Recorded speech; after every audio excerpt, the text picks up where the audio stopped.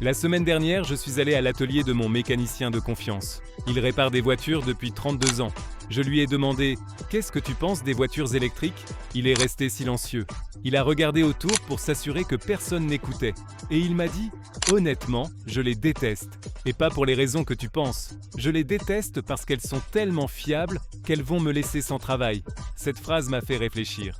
Aujourd'hui, je vais te raconter la vérité brutale sur les voitures électriques que personne ne te dit. Et ce n'est pas ce que tu attends. Ce n'est pas sur l'autonomie. Ce n'est pas sur le prix. Ce n'est pas sur les temps de charge. C'est sur quelque chose de beaucoup plus important. Combien elles durent vraiment et pourquoi ça terrifie toute l'industrie automobile. Et reste jusqu'à la fin parce que je vais te révéler la donnée la plus impressionnante. Combien de kilomètres peut vraiment faire une voiture électrique avant d'avoir besoin de réparations graves? Le chiffre va te laisser sans voix. Avant de commencer, laisse-moi te clarifier quelque chose d'important.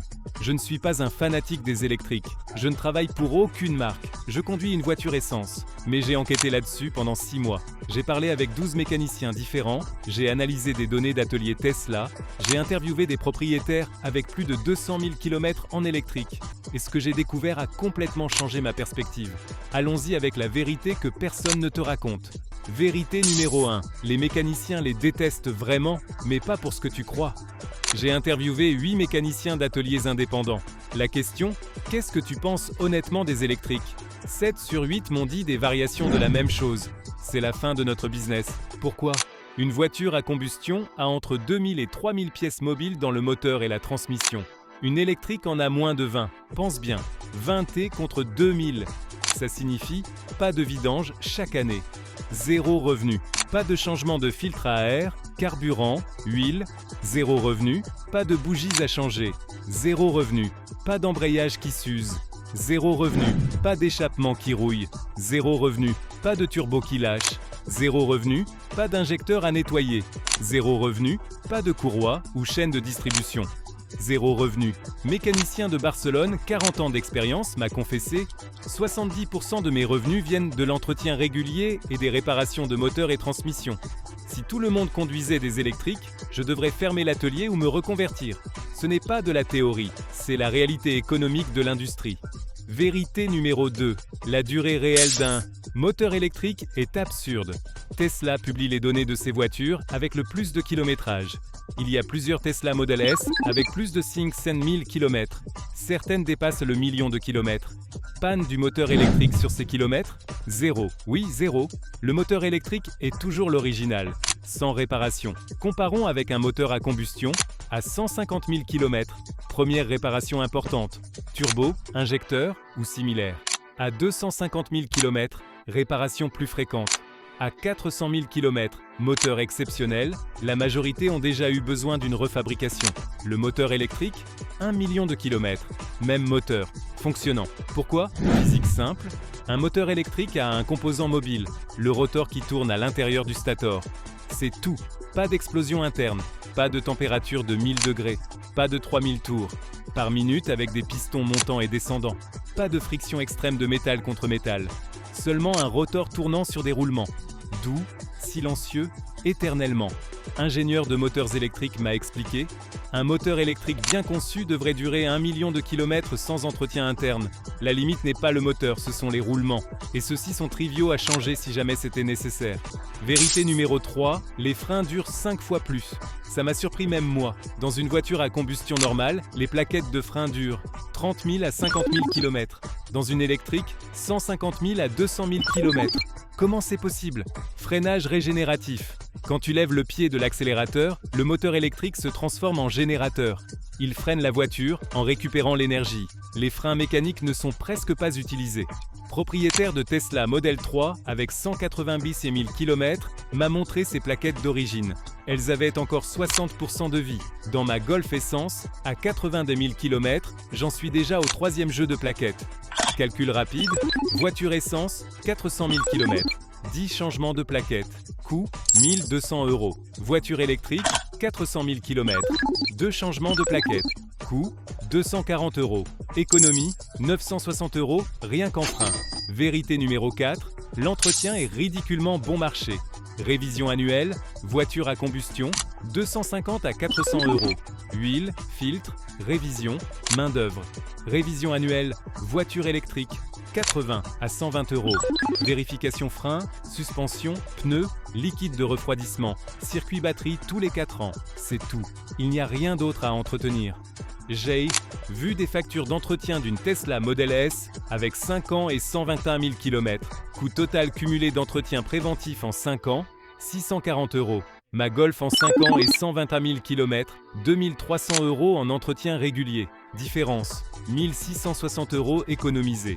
Et la Tesla n'a eu pas une seule panne mécanique en ces 5 ans. Pas une. Vérité numéro 5. La batterie n'est pas le problème que tout le monde croit. La grande question, mais la batterie se dégrade et coûte 15 000 € à changer. Données réelles de dégradation de batterie. Tesla après 250 000 km, perte de capacité de 10 à 15% en moyenne. Ça signifie, si la voiture avait 500 km d'autonomie neuve, après 250 000 km, elle a entre 425 et 450 km. C'est dramatique? Non, elle reste parfaitement utilisable. Et le coût de changement? Oui, cher maintenant. Mais la réalité, c'est que presque personne n'a besoin de changer la batterie complète. Tesla et autres fabricants offrent déjà la réparation de modules individuels. Tu ne changes pas toute la batterie, seulement les cellules endommagées. Coût 2 000 à 4 000 € selon le nombre de modules. Et deuxièmement, le coût des batteries chute dramatiquement. En 2015, elle coûtait 1 000 $ par kWh. En 2024, 130 $. En 2030, on estime qu'elles descendront à 50 $. Une batterie de 60 kWh en 2030 coûterait 3 000 €, moins qu'un moteur diesel refabriqué. Vérité numéro 6. Les ateliers officiels ne gagnent pas d'argent avec elles non plus. J'ai parlé avec un technicien de concession BMW qui vend aussi des électriques. Les i3 et i4 que nous vendons ne reviennent presque jamais à l'atelier, seulement aux révisions annuelles d'une heure qui ne générait pas de revenus réels. Avec les voitures à combustion, 30% reviennent avec des problèmes entre les révisions. C'est là qu'on gagne de l'argent. Les concessionnaires officiels ont le même problème que les indépendants. Les électriques ne génèrent pas de revenus après-vente. C'est pourquoi beaucoup de concessionnaires ne veulent pas vendre d'électrique. Ils préfèrent vendre du diesel et de l'essence qui vont avoir besoin d'entretien constant pendant 10 ans. C'est un modèle économique obsolète qui se heurte à une technologie supérieure. Vérité numéro 7. L'industrie automobile est terrifiée. Fabricants d'huile moteur, fabricants de filtres, fabricants de bougies, fabricants d'embrayage, fabricants de turbos, fabricants d'injecteurs, fabricants d'échappements. Toute cette industrie vaut des centaines de milliards d'euros globalement. Et les électriques font que rien de tout ça n'est nécessaire. C'est pourquoi tu vois tant de peur, d'incertitude et de doutes sur les électriques dans les médias. Ce n'est pas une coïncidence. Il y a des intérêts économiques massifs à maintenir le statu quo. Mais la physique ne ment pas. Un moteur avec 20 pièces mobiles sera toujours plus fiable qu'un avec 2000. C'est des mathématiques simples. Vérité numéro 8. Le coût réel de possession est très inférieur. Calculons le coût total de possession sur 10 ans, 200 000 km. Voiture diesel, entretien régulier, 3 500 €. Réparation moyenne, 2 800 €. Carburant à 1,60 €, le litre en moyenne, 12 000 €. Total, 18 300 €. Voiture électrique, entretien régulier, 900 €. Réparation moyenne, 400 €. Seulement suspension, pneus, électricité à 0,20. Le kilowattheure en moyenne, 5 600 €. Total, 6 900 €. Différence, 11 400 €. Économisé en 10 ans. Et ça sans compter que l'électrique vaut plus en revente parce qu'elle a moins d'usure mécanique. Vérité numéro 9. Les problèmes qu'elles ont sont différents. Je ne veux pas te peindre un tableau parfait parce qu'il ne l'est pas. Problème réel que j'ai vu sur les électriques. Électronique complexe qui peut tomber en panne. Écran, capteur, ordinateur. C'est cher à réparer. Pneus qui s'usent plus vite à cause du couple moteur instantané. Système de climatisation qui affecte significativement l'autonomie. Charge lente par froid extrême. Les batteries perdent en efficacité en dessous de 5 degrés. Et le problème réel, infrastructure de charge encore insuffisante pour les longs trajets dans beaucoup d'endroits. Mais note quelque chose d'important. Aucun de ces problèmes n'est le moteur ou la transmission. Ceux-là sont parfaits. Vérité numéro 10, la transition est inévitable, que ça leur plaise ou non. Les mécaniciens peuvent les détester. L'industrie peut résister. Les lobbies peuvent créer de la peur. Mais la physique gagne. Toujours. Un moteur plus simple, plus efficace, plus durable, moins cher à entretenir, va toujours gagner à long terme. Ce n'est pas une question de si, c'est une question de quand. Mécanicien de Valence, 54 ans, m'a dit quelque chose qui résume tout. Je répare des voitures à combustion depuis 30 ans. Elles sont complexes, elles tombent en panne, elles me donnent du travail. Je comprends parfaitement comment elles fonctionnent. Mais si j'étais honnête avec moi-même, si je devais choisir une voiture pour mon fils qui lui dure 20 ans sans problème, je lui achèterais une électrique. Parce que je sais qu'il n'aura pas besoin de moi. C'est la vérité la plus brutale de toutes. Donc pour résumer les 10 vérités, les mécaniciens les détestent parce qu'elles éliminent 70% de leur business.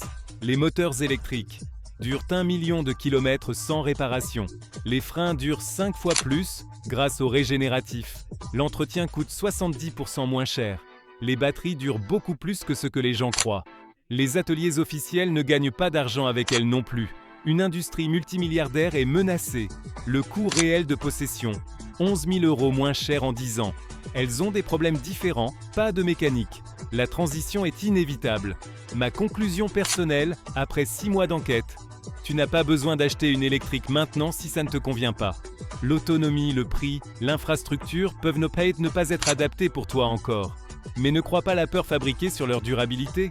Les données sont claires, elles sont plus fiables et durables que les à combustion, pas moins. La résistance que tu vois n'est pas parce que ce sont de mauvaises voitures, c'est parce qu'elles sont tellement bonnes qu'elles menacent tout un écosystème économique construit sur l'idée que les voitures ont besoin d'entretien constant. Et dis-moi en commentaire, tu as une voiture électrique ? Quelle a été ton expérience réelle ? Tu envisages d'en acheter une ? Mets un like si ça a changé ta perspective. Partage avec quelqu'un qui croit que les électriques tombent sa plus en panne. Et abonne-toi parce que la prochaine vidéo sera « J'ai acheté une voiture électrique d'occasion avec 150 000 km. Voici ce que j'ai découvert en vérifiant la batterie. » La vérité n'a pas besoin de marketing. Elle a seulement besoin de données. À bientôt.